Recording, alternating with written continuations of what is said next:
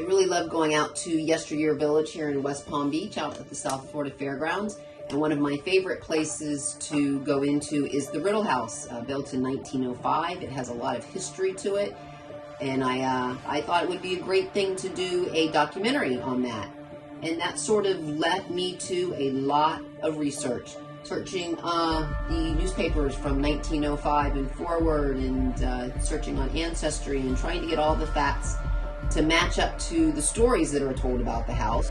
Most of the stories have been passed down over generation and generation, and so I thought I would try to find a little documentation to support those.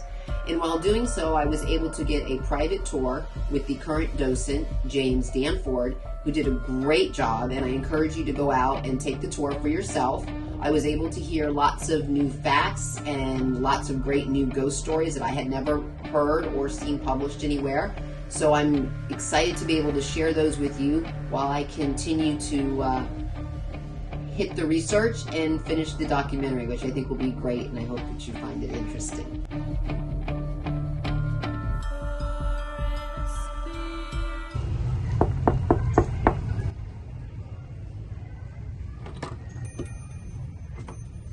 Hello. Hi, how are you? I'm fine, how are you? Welcome, and I'm gonna give you a pretty detailed tour. Let's start in here. So the house was built in 1905. That from 1905 until roughly 1920, the house was used frequently as a funeral home. And mind you, that's when mom, dad, the kids, 5 of them, and 2 servants lived here. So 9 people in the house while this room was being used for funerals. The house is said to have been built with materials donated from Henry Morrison Flagler. He had just finished his Palm Beach projects, and this house was started in 1905. Why? Grave robberies in the downtown cemetery, which is still there. It's called Woodlawn. This is a picture of the original gates to Woodlawn Cemetery. Those blew away in the 28 hurricane, and now there's another one similar with the exact same thing saying over the top, which I committed to memory probably 40 years ago. That which is so universal as death must be a blessing. This house was empty, downtown West Palm Beach, through most of the 80s and half of the 90s. 3 women who were housed here when it was a girls' dorm. All 3 women who I met at 3 different fairs here, all 3 women had the exact same story. They said every single woman who lived in this house when it was in its final stages, when Palm Beach Atlantic bought it and turned it into a girls' dorm, I'm told that every single woman who lived in this house has a story. And most of them involve waking up in the middle of the night, having their hair played with. There was always a lot of music in the house. We know this. We also know, and we're not sure which owners, but probably multiple owners, would have friends over and they would play music. They would dance in the parlor, on the porch. And I'm told that the kids would sit at the top of the stairs, just out of sight, if you're not really looking hard, and listen to everything that was going on. Because my understanding is most of these stories have been told for generations. True or false, they've been told for generations, and that sort of makes me believe a little more about these things happening. Now, my second newest ghost story, about a year ago, a woman came in the front door and she said, before you say anything, I want you to know that I'm a psychic. I know of the Riddle house. I know it's supposed to be haunted. That is all I know about it. So please don't tell me anything. Just let me go through and come through with me and see if I feel anything or anything. So she walks into this dining room and goes, ah! And I was like, what? And she said, there's a woman in here screaming screaming at me that she hates this wallpaper. It is not her wallpaper, and she wants it taken down immediately. Well, being a big fan of going to haunted houses, I thought, okay, that's a really good story. I may even tuck that away and pull it out someday when I'm going through a place. And then 6 months later, the exact same thing happened. Another woman came. She wasn't even from America. She was from Britain.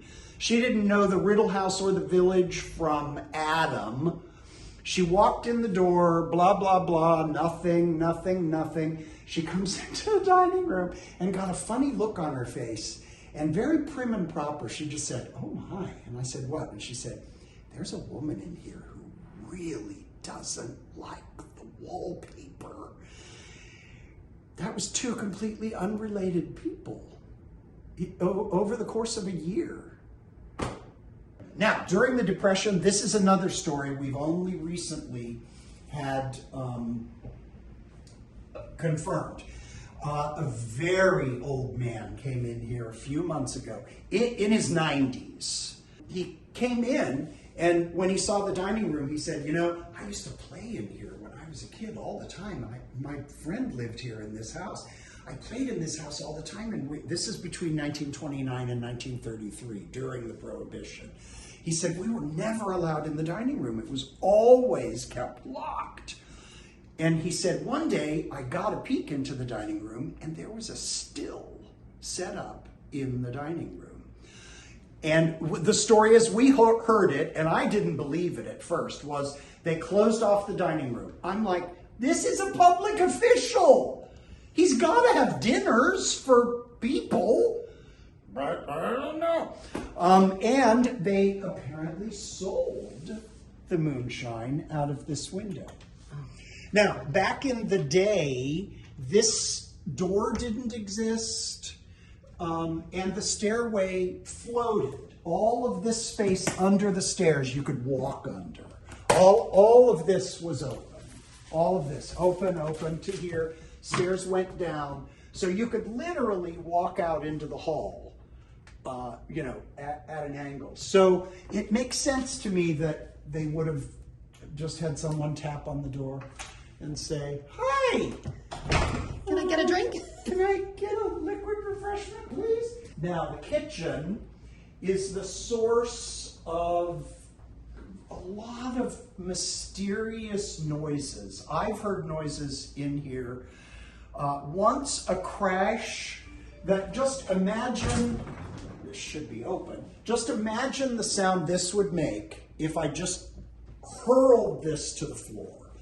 That's the kind of crashes that are heard in this room. In addition to the crash I heard, which was, I thought, uncanny, if subtler than that. This picture was just hung with a single nail here. It's hinged. And it used to swing a little bit, and it would always be crooked. And I may be a little CDO. That's OCD, but the letters have to be in the right order. So I put some museum wax on it and attached it to the wall, turned around, got this far before I heard it drop off the wall and break.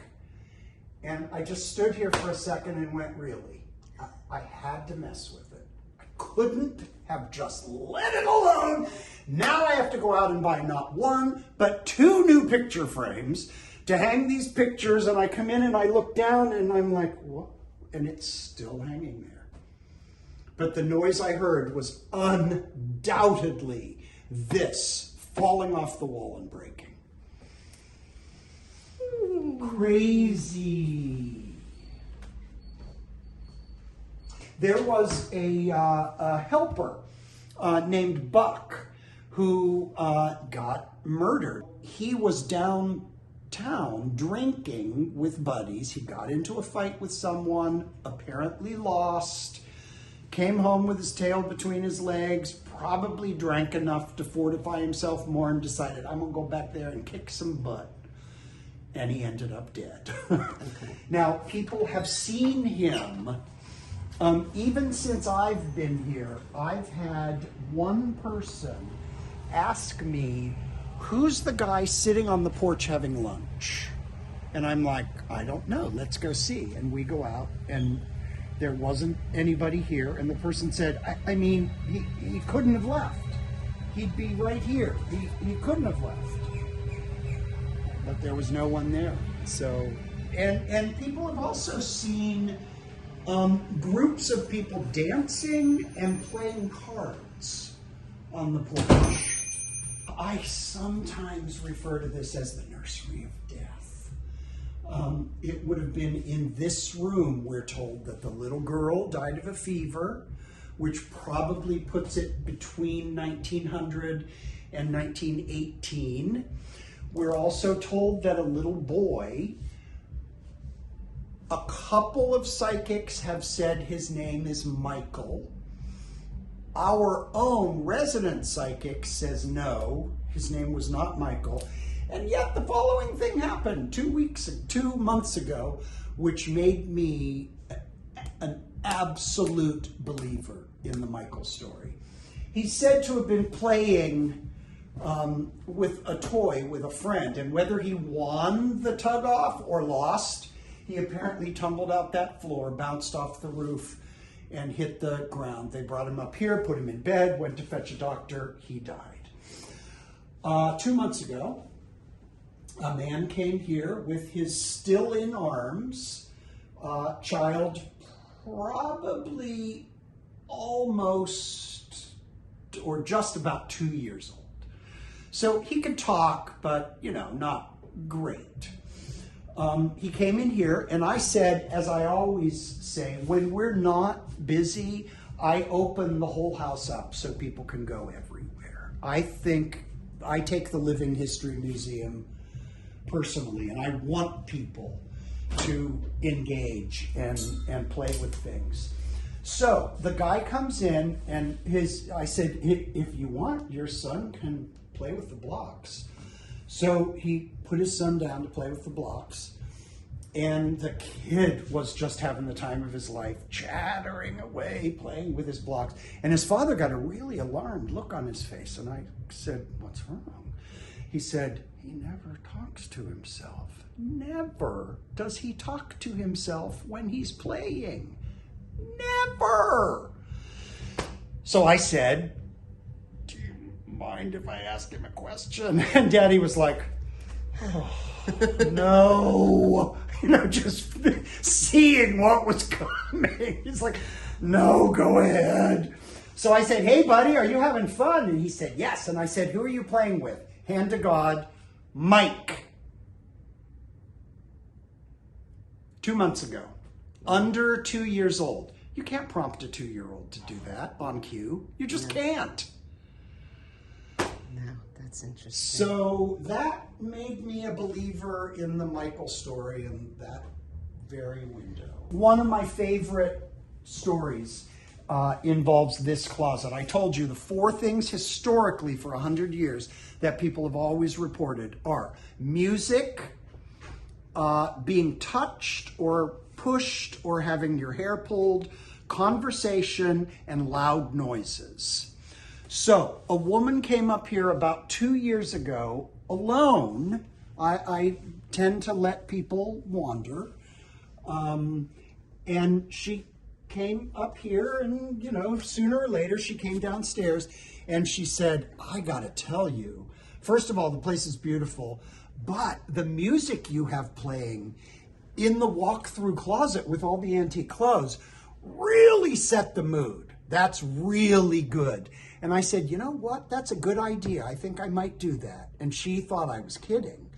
And she said, no, you are doing it. I heard it.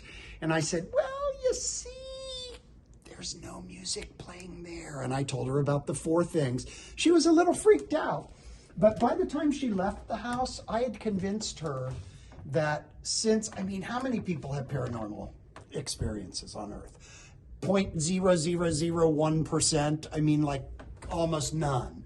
So I convinced her that though she had a paranormal experience, she was lucky because it was pretty music. There was nothing creepy, nothing scary. just pretty music. And by the time she left, she was like, wow, I guess I did really experience something special. And then she was like, are you sure you didn't do that music?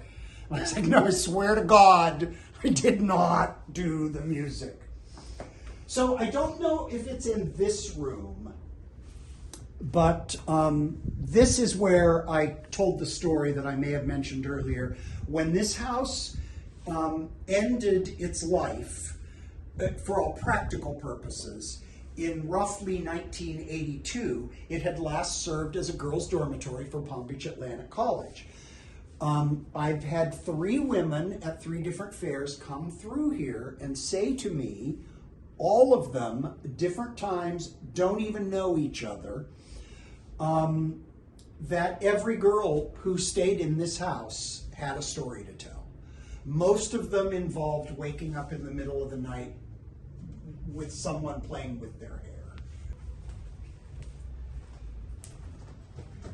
So, this room, which was Mom and Dad's room originally,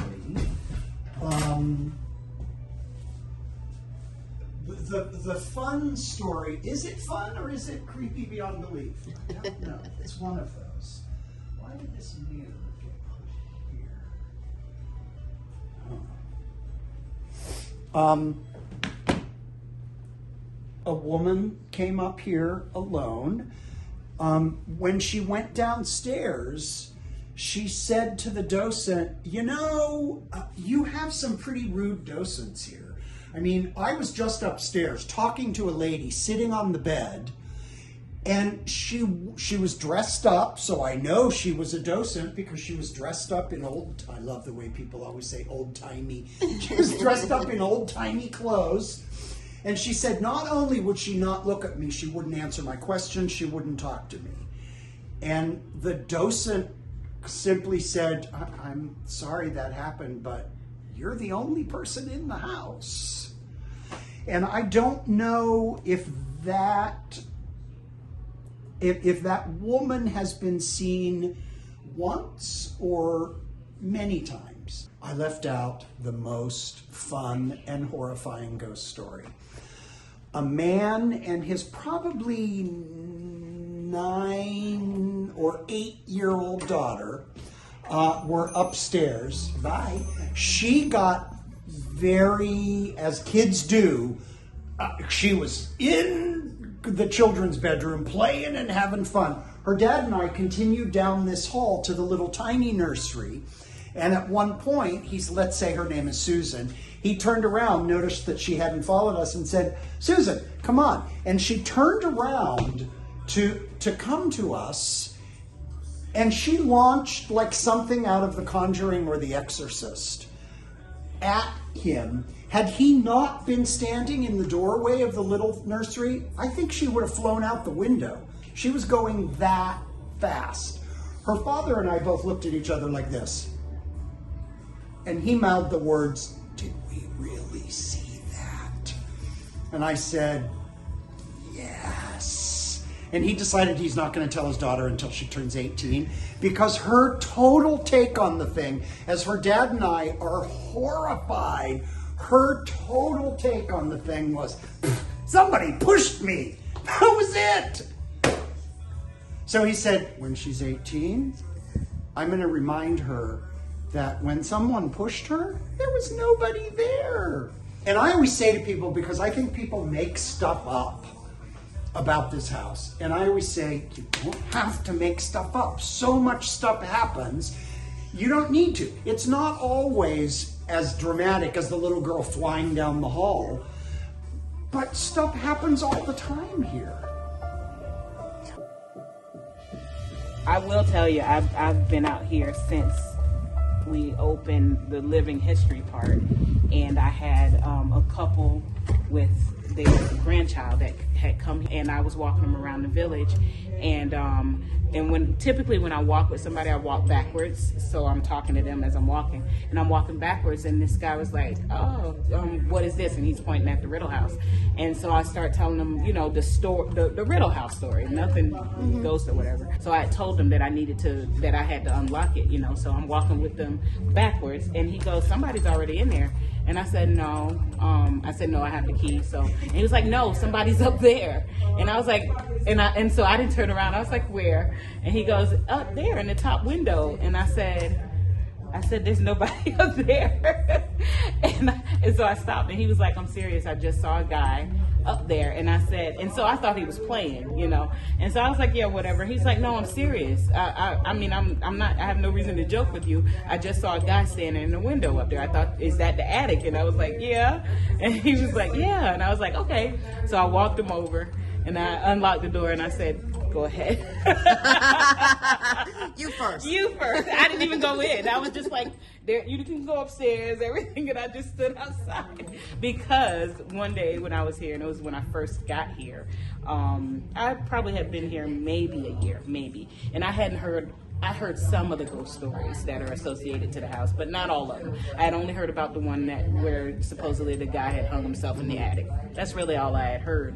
And we had gotten a new machine. It was the Wrangler, and it's the one that you use to iron your bed sheets and linens and stuff. So we were setting the display up, and she said, we need some sheets, we need some pillowcases, so, you know, go up and get them. So I was like, okay, cool. So I go up the stairs, and in the children's room is here, and then there's like the master here. So you can actually walk through the closet to get into the master. So I went straight into the room, and while I'm in there, I'm hearing something in the closet area, you know, in the other room.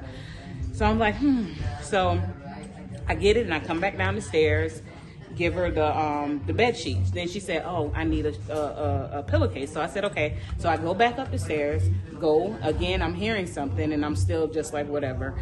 So I get the pillowcase, and as I'm walking back down the stairs, a little boy runs past the doorway towards, here's the wall that's shared with the other bedroom, and over here is a window. So he's running towards that way. So I'm like, I stopped, you know, because I'm just about to go down, and I stopped, and I look, and I'm looking around, and I'm like, I know it's just me and her in the house. So I'm like, okay. So I'm thinking, okay, my mind's playing tricks on me or whatever. So I go back down the stairs. I didn't say anything to her because she says she swears that it's not haunted. So I didn't say anything to her. So I said something to another volunteer, and she says, talk to Marie. She knows all the stories out here when they moved this house here. So I said, okay. So I go and talk to Marie, and Marie's like, oh yeah, and I didn't even ask her. I just said, tell me the stories. So she's like, oh yeah, my grandkids, I would bring them out. And no, it was her kids at the time. She said, I bring them out, and my daughter, she would always cry at the end of the day because she didn't want to leave. She didn't want to leave the children in the house overnight. And I said, the children, and she said, yeah. She would just cry, and what are they gonna do? And they're gonna be scared when you lock them in the house. And so she was like, you know, what kids? You're the only child that's here. And she was like, no, they're kids that live in the house. And so she says, you know, describe to me the kids.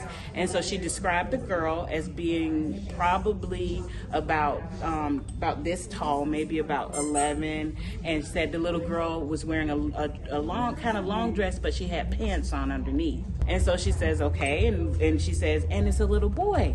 And she said, okay, describe him. And she said, you know, when we go picking berries, when we go out to the farm and pick berries, and you tell me to tuck my pants into my socks so I don't get anything in my pant leg, she said he was wearing something like that. I could see his socks. And so she was like, okay, so, you know, about how old is he? And she said, oh, I don't know. He's a little older than me. He won't tell me how old he is. And at the time she was like 6. So they were thinking about 7 or 8 years old. So I said, okay. And I said, tell me a little bit more about the little boy. And she said, well, supposedly they aren't related. Supposedly the little girl died of scarlet fever in the house, and the little boy was running upstairs in the playroom and fell out the window. So I was like, I said, are you serious? And she was like, yeah. And I was like, I saw him, Marie. And she was like, I believe you. I believe you. My kid used to see him all the time. And I was like, oh my gosh, I saw a real ghost. So that's my personal story. I hope that you enjoyed listening to those untold stories. And if you are interested in the historical aspect of the house also, please go ahead and hit subscribe down below so that you'll know when that video comes out. Once again, I encourage you to go and do the tour for yourself. You won't be disappointed. The information is on the southfloridafair.com website under Yesteryear Village. I am Nikki, and this is Nick's Picks. Click here to subscribe. YouTube thinks you'll like this video. Don't forget to give me a thumbs up. Make sure to leave a comment, and we'll see you real soon.